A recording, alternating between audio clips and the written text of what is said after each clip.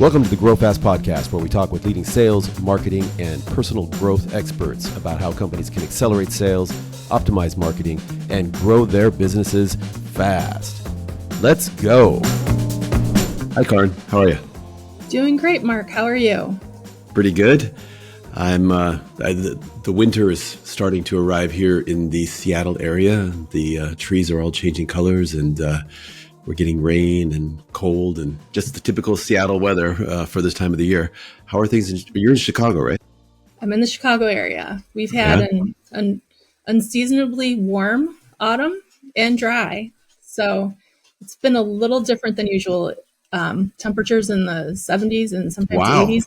Well, I'm going to come out and visit you because it's definitely not like that here. Hey, I want to talk to you about some RFP best practices and just get a really kind of deep understanding of how you help your customers.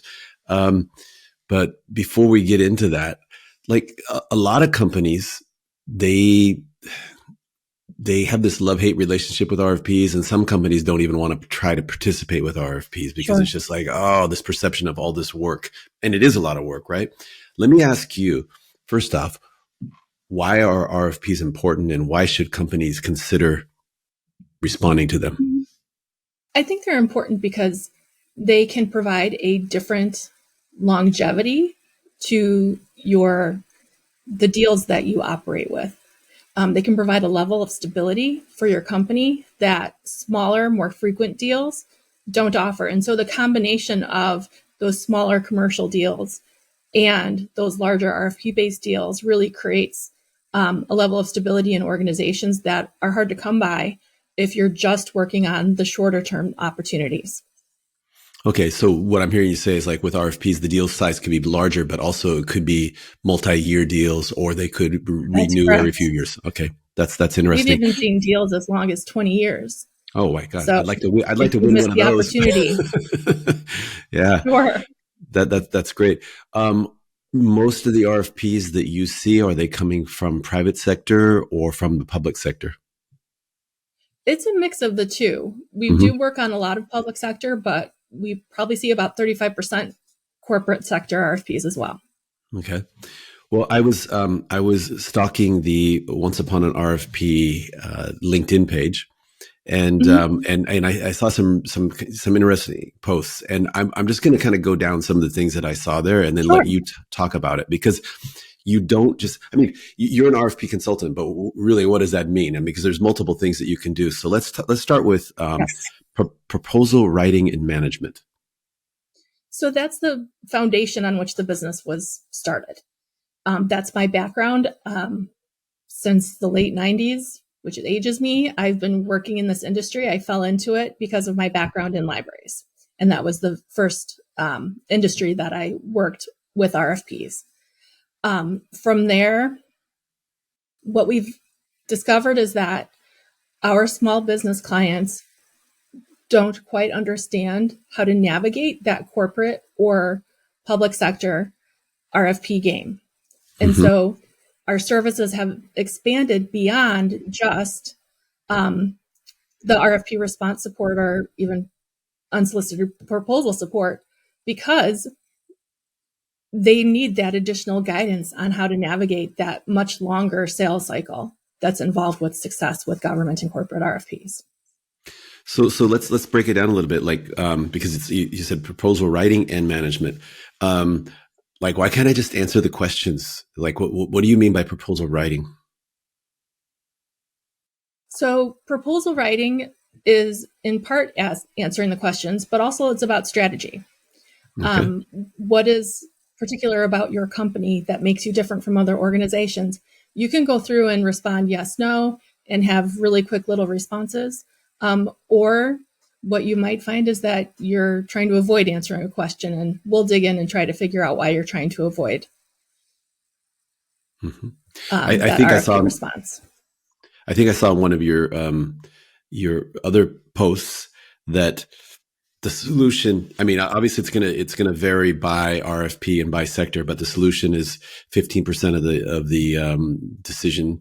Your solution that you're offering the RFP issuer, your pricing is maybe 5% of importance, but strategy is 80% of the game. Right.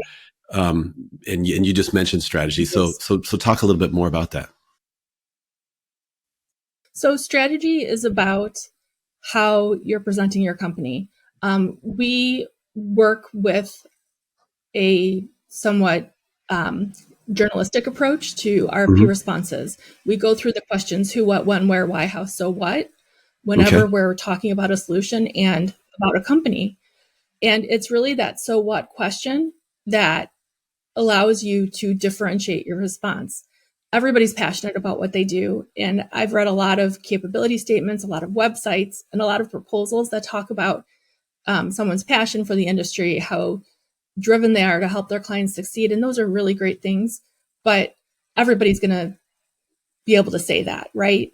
When it comes to having a business in this industry. So let's talk about what makes your organization different, what's different about the results that you deliver for your clients.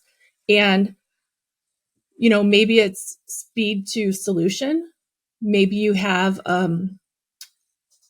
a special formula that you apply that just helps to gain much more success for your clients. And you have statistics that back that up. So it's really about more than just how you feel about what you do. It's making certain we get the facts on the page that support why you're so great at what you do. Can you give a specific example of a customer that one of your customers or clients that you've worked with, where you've helped them kind of tease that out, the whole, that so what phrase, right? And when you did it, you're like, wow, this actually looks pretty darn good, and it makes sense. So I think one of the best examples is with a commodity-based company. They are a hardware store and maintenance and operations parts supplier.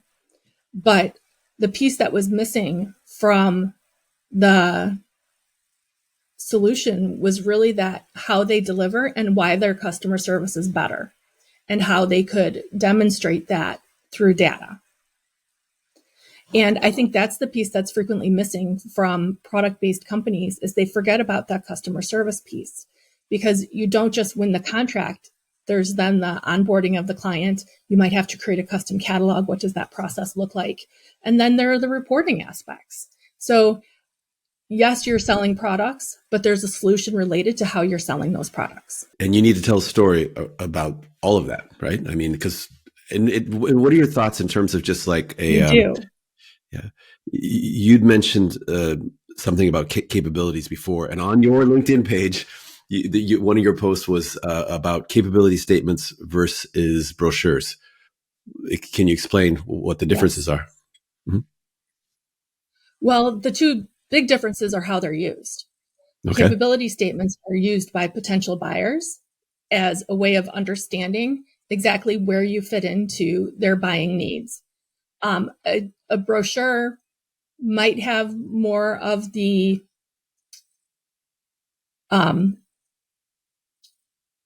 let's say feelings about how you do your work and how you're passionate about your work, whereas the capability statement is really the facts. It's like a resume for your business, and it really digs into the details of the who, what, when, where, why, and the so what piece has to be addressed with each of the items on the page, because frequently it's only that first page they're looking at. Sometimes you can have a flip side to that page and more real estate, but you really need to include company information, contact information, what you do, NAICS codes, what diverse certifications your company has, where you're located and incorporated, and even what your business structure is. You might also include your DUNS number. So it's really a brief, succinct summary of what you do that can be just glanced at very quickly. Skippability is important with capability statements. Right. And it probably has a little bit more credibility than, say, a brochure, which is obviously if somebody picks up a brochure, they know that this is a marketing piece, right? And I think brochures are much more likely to land in a recycling pile versus a capability statement that gets filed away for future reference. Yeah, makes a lot of sense. I'm curious how you engage with your customers. Do you do one-off, like you go in and train their team on how to respond to RFPs, or do you do where you help them with one RFP and then you leave, or do you do where you just kind of like an ongoing retainer where every time a project comes in, then you're engaged with that? So we're flexible in terms of how we engage with our clients. We Mm-hmm. have everyone from clients from solopreneurs all the way through Fortune 500 companies that we work with. The model that we deliver our services through is substantially different. For small business owners, it might be a one-off project. It might be a capability statement or an RFP response. And they might come back to us again in 2 years. They might win that project, and then it's a while before they come back to us. But Mm-hmm. we have the flexibility to work with them on a project by project basis. And we have a team that specializes in that work. Moving up through the larger organizations, we also have large corporate clients where we have team on site, in quotes, designated remote team who are Mm-hmm. basically an extension of that specific client's team. That organization makes their assignments, they do performance reviews, and we work very closely with them to make certain that they're happy with the services that are being delivered. In that corporate space as well, we will do larger projects like content projects. One of the biggest challenges within the corporate environment is having time to do that regular maintenance. And so content libraries can get out of date or they just need a refresh. And that's a particular space of success for us because proposal writers and managers are frequently so close to that content that Mm-hmm. they glaze over it and they don't realize where there might be inaccuracies or just sentences or phrases that don't make sense. And so we can really help condense that content and make it really effective for our clients. I'm curious, because you must work with organizations across a wide variety of industries and in various sizes, and you're helping them to write these proposals, which means that you need to kind of be a little bit of a subject matter expert, in terms of your customer's domain as well. I mean, obviously, you're subject matter expert in terms of managing a proposal, putting together a proposal, putting together a strategy, a winning strategy, etc. But you also have to understand your customers, the ecosystem that they compete in. How do you do that? So this is where I really lean on my librarian roots. When I was working on my master's in library and information science, I chose reference services. And when you're a reference librarian, you might have some subject matter expertise, but you are not the direct researcher. And Mm-hmm. so being able to ask the right questions and sometimes not being the subject matter expert, and I think it's most of the time, really helps you to be an asset because when your client is so close to the information that they don't even realize how much information that they have available about the work that they do. Just like with the example of product-based companies, there's that whole customer service solution that they glaze over and they don't realize how critical that is. And that's part of what makes them special and really good, solution providers for their clients. I actually think it's better to not have a subject matter expert supporting your proposals Mm. because they will ask the questions that your clients might ask when they're reading the RFP response. Yeah, because what I was thinking is a lot of RFPs are issued by a procurement team, and they're Mhm. not subject matter experts in all the different things that they procure. They're good at issuing these RFPs and then collecting information and analyzing and trying to make a recommendation. But they might, they might handle a wide variety of different procurement projects. And so maybe you need to write to maybe not the layman, but somebody who's not a deep subject matter expert in terms of some of the content. You need to make it accessible to people who are not those deep subject matter experts. Very much so. And when we talk about accessibility, it's not just to different levels of expertise when it comes to what the proposal subject matter is, but it's actually neurodivergent accessibility.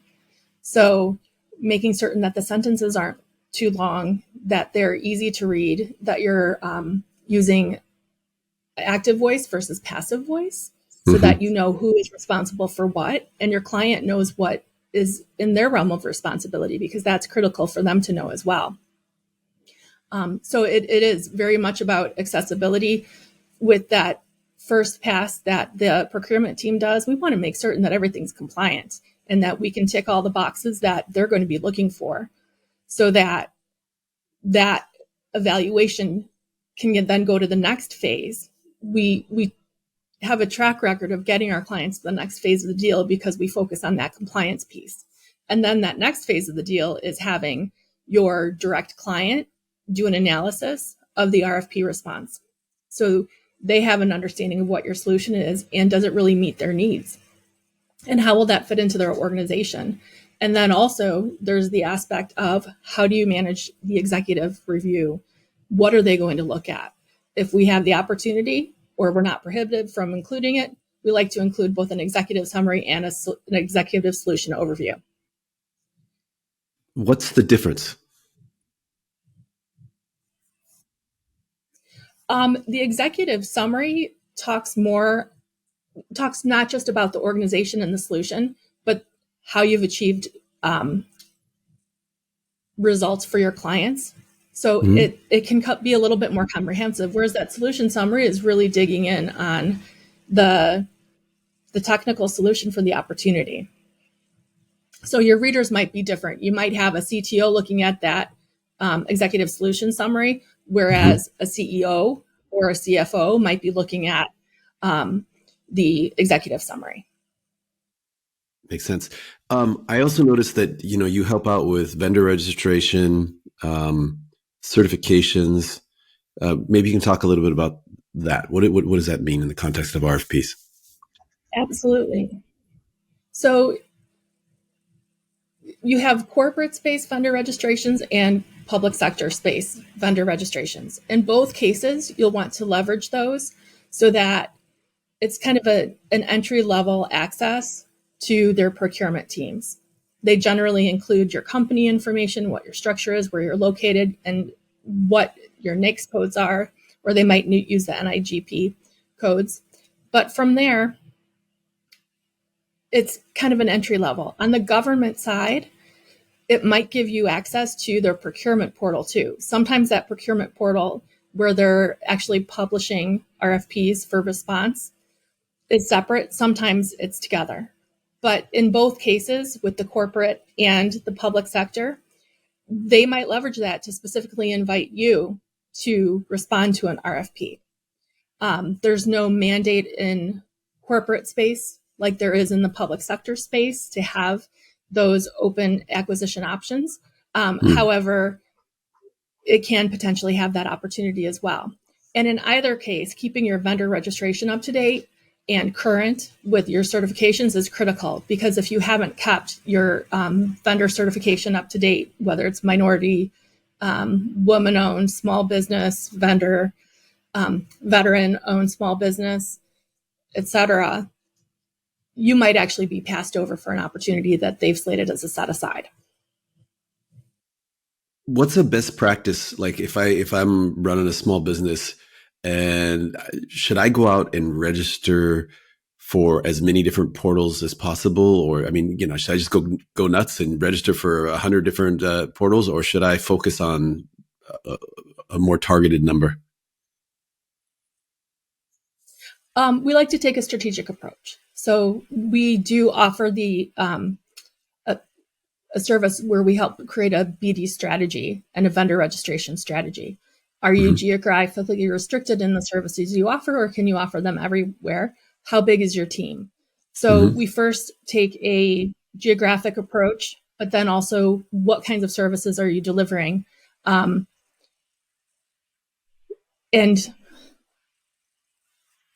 I guess, how quickly is your team looking to expand? Because the vendor registration piece is only one piece of the puzzle. It's still a relationship-based business. And unless it's the lowest price technically acceptable RFP response, relationships are important as well. How? So vendor registrations are just one component of a strategy. Okay. But, it seems to me one of the kind of turnoffs of RFPs is it seems to be like this distant process. and I just fill out the forms and I send them in, and I don't have an interaction with the customer. And most salespeople or sales organizations, they thrive on that kind of interaction, right? That problem solving, Right. discussion and conversation. How can you have interaction throughout the RFP process? So before the RFP process even begins, if you've done your vendor registration, I would recommend reaching out to the procurement team. Learn what you can about that organization. Do your research. But budgets are online. Proposed budgets are online. You can get access to meeting minutes for boards. So doing your research and learning about what are their initiatives for the year can be really critical. You can also find out what is the threshold at which they have to go out to RFP. So how much money can they spend before RFP and how much after? Because you might fit into that space where they can make a payment card purchase. And there are a lot of coaches and consultants who can fit into that space and develop a rapport that way before something even needs to be big enough to go out to RFP. So you can solve small problems today that grow into big contract opportunities later. Makes a lot of sense. What are some, I guess, best practices related to deciding on this specific RFP, we're going to pursue it or not? The whole go, no go decision. Well, we talk about mitigating risk. Does your team actually have time to respond to that RFP? Is it really well aligned with the work that you do? Does your team have the capacity to deliver according to the timeline of your client? And how well does your solution align with the needs of your client? Can you meet the end results? And I have in the past helped clients submit non-compliant proposals in response to RFPs because perhaps they can't meet the timeline, but they can hit everything else. But sometimes you do have to write a no bid letter and explain why. And it keeps the line of communication open and keeps that line of sight to your business open. You're not just ignoring their RFP, especially if you've been invited. And I've talked with a lot of corporate diverse DEI program representatives who are trying to get more vendors into their organizations, and they actually will facilitate getting an invitation to a small business to an RFP response, and then they hear crickets from the client or from the prospective vendor. And when they've especially advocated to the procurement team, hey, this is a company that has the capabilities that you're looking for, we really think you should invite them, and then they don't hear anything back, that you don't want to burn those bridges. So right. Even just responding back saying, hey, we can't support the timeline, we've got too much on our plate right now, at least keeps the line of communication open. Yeah, I mean, communication's critical. I would agree. And it's nice also when the RFP issuer, when they respond afterwards, and maybe you didn't win the RFP, but then they let you know that, hey, we're going with a different vendor. And if they can give you any information about how you could improve the competitiveness of your bid. Doesn't always happen, but do you try to get information from the issuer in cases where your bid is not accepted? So we recommend and can facilitate requesting a vendor debrief with an organization where you haven't won that RFP response. We also recommend on the public sector side, you can FOIA information. So Freedom of Information Act, if you're not able to get the information through just a regular conversation with your prospective client to find out, what the issues were, you can go that route as well. That can also be an effective route of finding out who the competition is. How long does that take to file a FOIA and then get it approved and get the access to the winning bid? It depends on the organization that you're requesting it from and how open they are to those responses. Because even though it's, it's legislated, it's a compliance aspect of RFPs. You need to have an active player in an organization that really wants to be compliant with that. So it can take anywhere from, a few days to weeks or months.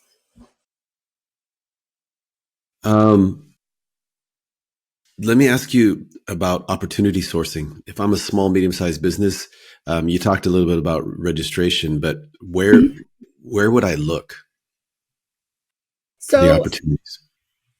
And we have, of course, registering for the systems is a great way to learn about opportunities, but we have a collection of paid and free resources that we use to find opportunities, both for our business, because they're actually RFPs for grant writing, and we support grant writing as well as commercial RFP writing, but then for our clients' organizations as well. Yeah, I'd love to share one of my favorite resources because it is free and it's very easy to search. It's called instantmarkets.com. Well, yeah, that makes a lot of sense. Just being able to kind of keep that content accessible and be able to use it or reuse it. Now, in the case of tools, have you ever had customers that use some kind of like RFP response platform? We do have customers who use RFP response platforms. Some of them are larger corporations. It tends to be a little bit harder for smaller businesses to manage the tools, so they tend to be a little bit more low tech. Yeah. But we work with both. And do you use tools yourself, or do you just use whatever your customer wants and needs? Well, we have multiple clients' intellectual property within our environment. So we're very careful about making certain we only leverage each client's own intellectual property. Right. And so while we do leverage some tools, they are very clear in terms of what content they can leverage or what they do. For example, in addition to, we use a lot of editing tools. Word editing capabilities, we leverage Grammarly and also a tool called Perfect It. And we find the combination of those three editing tools gives us a really clean document. That's awesome. Which leads into my next question about AI. How is AI or large language models, how has it helped or affected, the work that you do? So we primarily use AI for research. And when it comes to best practice, how can we leverage the body of content that's out there to figure out how to respond to something that perhaps a client doesn't have content for? When it comes to leveraging AI within our environment, because we have multiple clients' intellectual property, it becomes a little bit more challenging. Right. I totally understand. Okay, last question. Because you've shared a lot of really concise, best practices. And I think, if you haven't written a book, you probably should, because you've got so much knowledge and information there.